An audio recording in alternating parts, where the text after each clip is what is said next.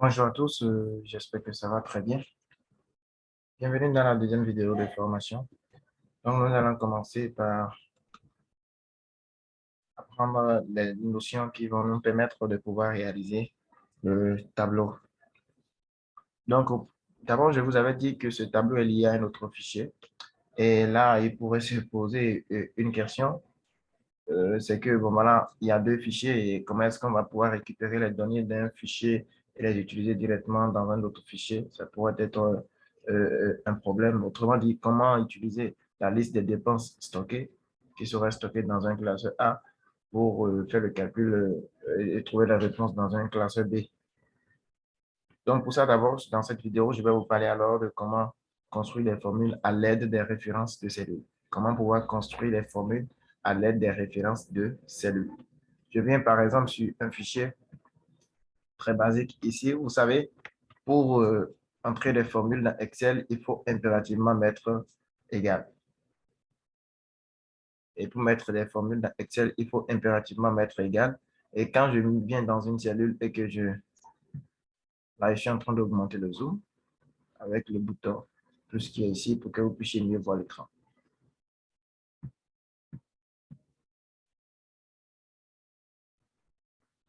Donc, quand par exemple, je viens dans cette cellule et que je mets égal, 1 plus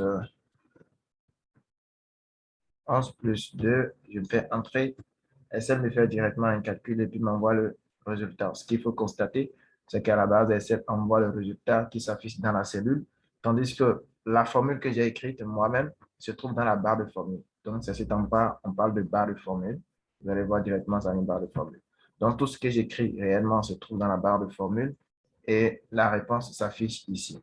Donc, il suffit de double-cliquer sur l'élément pour pouvoir entrer et modifier la formule. Double-cliquer sur la cellule pour pouvoir modifier la formule. Donc là, je vais modifier. Vous allez voir en bas ici sur la barre d'état, le bas complètement sur la barre d'état, on va modifier. Je suis en mode modifier, en train de modifier cette formule. Voilà. Donc, quand on veut mettre une formule, là maintenant, si j'ai un problème, j'ai quelque chose à ajouter, à modifier, il faut chaque fois venir modifier la formule, ce qui n'est pas recommandé dans Excel. Alors, il faut travailler dans vos formules de calcul, il faut mettre plutôt des références. Il faut travailler avec des références. Et c'est les références qui vont nous permettre de pouvoir récupérer les informations sur notre base. Par exemple, ici, si je mettais égal, je viens taper sur cette cellule, la cellule A1, le nom d'une cellule se trouve par l'intersection de la ligne et de la colonne. Ici, je suis dans la colonne A, d'accord? Et ici, je suis sur la ligne 1, d'où ça fait A1. Si je mets égal A1 plus A2, là, directement, je fais entrer. Ça me met 0 parce que je n'ai pas d'éléments dans A1, je n'ai pas d'éléments dans A2. Mais lorsque je mettrai les éléments dedans, directement, ça me fait le calcul. Directement, ça me fait le calcul. Et c'est ce que vous pouvez constater. Donc, ici, dans cette formule, j'ai travaillé avec des références. J'ai utilisé les références de cellules A1, A2. Vous voyez, là, ce sont les références. Maintenant, lorsque nous sommes sur RCL et qu'on veut utiliser, travailler sur d'autres feuilles, par exemple, je commence par d'autres feuilles. Je suis ici sur une feuille qui s'appelle feuille 1, que je peux renommer, par exemple, appeler test 1. On peut renommer une feuille en double-cliquant sur le nom de la feuille et puis modifier simplement comme si on modifiait, on renommait un fichier. Donc là, je clique sur plus. Plus ici, ça permet de créer une autre feuille. Je clique sur ça, je viens ici. D'accord? J'ai des informations, par exemple, qui se trouvent dans cette cellule que je vais utiliser. Je mets par exemple ici 12.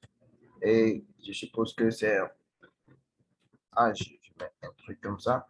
Je vais utiliser l'information, la formule, l'élément qui se trouve ici sur cette feuille. C'est très simple. Dans ma feuille, lorsque je suis en train de mettre une formule, je vais simplement mettre égal. Je viens directement sur la feuille, d'accord, sans quitter la zone. Là, je suis en mode entrée. Vous pouvez constater ça, je suis en mode entrée. C'est possible de le faire si vous êtes en mode entrée ou en mode modifié. Donc, je viens sur feuille 2. Je viens cliquer directement sur la cellule qui me concerne. Donc, j'ai besoin de l'information. Je double-clique pour que vous puissiez voir. Vous voyez quoi? Ça met égal feuille I2, point d'exclamation B3. Voilà. Feuille 2 pour m'indiquer, d'accord, que je ne suis pas sur la feuille, sur la première feuille, sur la feuille test 1, d'accord, et que je suis en train de récupérer l'information qui se trouve dans la cellule B3, mais sur la feuille 2. Voilà. Donc, pour pouvoir prendre des informations sur une autre feuille, il faut mettre d'abord le nom de la feuille, point d'exclamation, B3. Maintenant, qu'est-ce qui va se passer si la feuille avait, son nom était avec espace? Je mets par exemple Léonce, feuille Léonce, Sodino.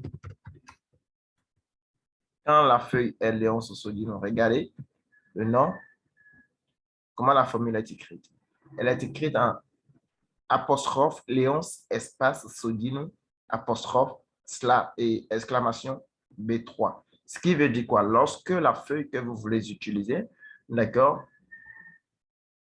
a un nom qui a l'espace, d'accord, il faut impérativement mettre apostrophe d'abord pour encadrer ce nom de la feuille avant de mettre l'exclamation. Il faut encadrer avant de mettre l'exclamation.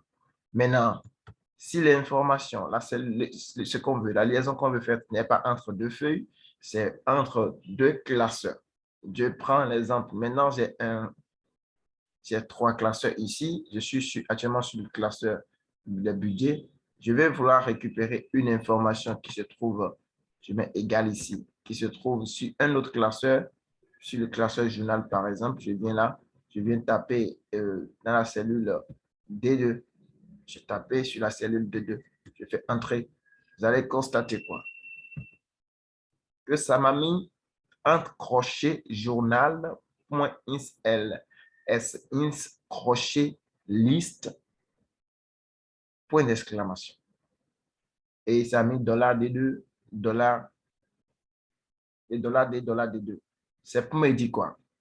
Je suis allé sur la feuille, sur le classeur journal. Donc, pour mettre directement, vous pouvez voir la structure, pour aller sur une autre feuille, récupérer une information, et sur un autre classeur du moins, il faut mettre le nom du classeur en crochet avec l'extension. Le point ins, ls, c'est l'extension d'un fichier Excel. D'accord?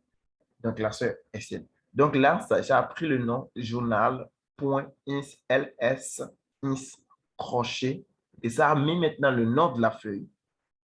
D'accord? Ensuite, ça a mis dollar, des $2. Les dollars, c'est pour figer une cellule. Après, on va apprendre ça, ce que c'est que figer une cellule. D'accord? Mais néanmoins, notez, ici, j'ai le nom de la feuille du classeur. Ensuite, j'ai le nom de la feuille avec point d'exclamation. Et ici, j'ai le nom de ma cellule. Supposons maintenant que la feuille journal, le nom ici, liste des dépenses. Je change de nom pour que vous puissiez voir comment est-ce que ça va afficher maintenant. Voilà. Du fait qu'il y ait espace dans le nom, il y a apostrophe qui commence au début de la formule. Apostrophe journal, apostrophe journal, d'accord? Et vous mettez le nom et vous fermez encore par apostrophe, vous mettez slash et point d'exclamation. Donc, c'est comme ça on est parvenu à pouvoir faire les liaisons entre la feuille journal. Je vais ramener ça sur liste en dupliquant dessus. Et en effaçant. Je disais tantôt, c'est comme ça on a pu faire la liaison entre ce classeur et ce classeur. Le classeur budget et le classeur journal. Donc, ce n'est pas compliqué, cette liaison qu'on a effectuée.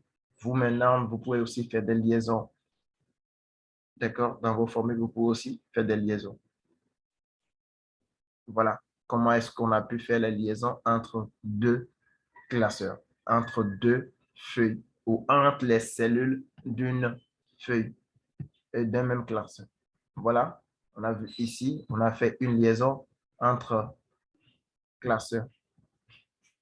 Je mets apostrophe ici pour annuler les feuilles. Je mets apostrophe. Apostrophe au départ avant l'égal vous permet d'annuler l'effet de fonction de calcul. D'accord? Là, SL considère pas qu'il s'agit d'un calcul que vous êtes en train de faire pour vous afficher la formule. Donc, pour afficher une formule dans une cellule, il faut simplement mettre apostrophe avant égal et puis Excel va vous afficher ce que vous avez mis comme formule. Donc, vous voyez, ici, c'est pour avoir une référence entre les cellules une liaison entre les cellules d'une même feuille, d'un même classeur. Ici, c'est pour faire les liaisons entre entre deux différentes feuilles d'un même classeur. Et ici, c'est pour faire des liaisons entre deux classeurs différents. Entre deux classeurs différents.